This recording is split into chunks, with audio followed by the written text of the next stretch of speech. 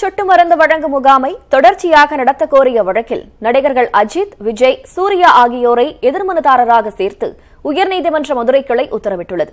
இது தொடர்பான கூடுதல் தகவல்களை நம்முடைய செய்தியாளர் கருணாகரனிடம் கேட்கலாம். கருணாகரன், இது குறித்த மேலதிக தகவல்களை பதிவு செய்யுங்கள். அதாவது உயர்நீதிமன்ற மதுரை கிளையில் மதுரை சேர்ந்த ஜான்சி ராணி என்பவர் ஒரு மனு தாக்கல் செய்திருந்தார். அந்த மனுவில் தற்பொழுது இந்தியாவில் தற்பொழுது வரை போலியோ முற்றிலும் நீக்கப்படாத ஒரு நாடாக உள்ளது. எனவே ஆண்டிற்கு 3 முறை போலியோ சொட்டு மருந்து தடுப்பு வழங்க வேண்டும். காரணம், போலியோவால் பாதிக்கப்பட்டவர்கள் அவர்கள் வாழ்நாள் முழுவதும் அவர்கள் அங்கீகாரமாகி பாதிக்கப்பட்டுள்ளனர். எனவே போலியோ இல்லாத நாடாக அறிவிக்கப்படும் வரை ஆண்டிற்கு 3 முறை தொடர்ந்து போலியோ சொட்டு மருந்து வழங்க உரிய உத்தரவு பிறப்பிக்கப்பட வேண்டும் என்று அந்த மனு தாக்கல் செய்திருந்தார்.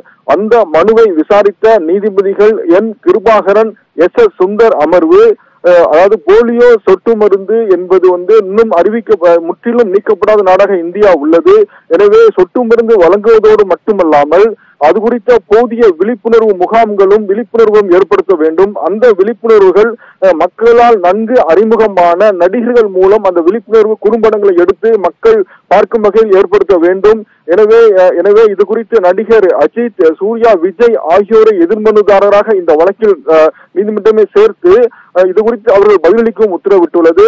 மேலும் அதே நேரத்தில் அரசு தரப்பில் ஆஜரான வழக்கறிஞர்கள் போலியோ சொட்டு மருந்து வழங்குவது முற்றிலும் இந்தியாவில் நிறுத்தப்படவில்லை, வருகிற 10ஆம் தேதி கூட போலியோ சொட்டு மருந்து முகாம் நடைபெற உள்ளது என்று தெரிவித்தார்.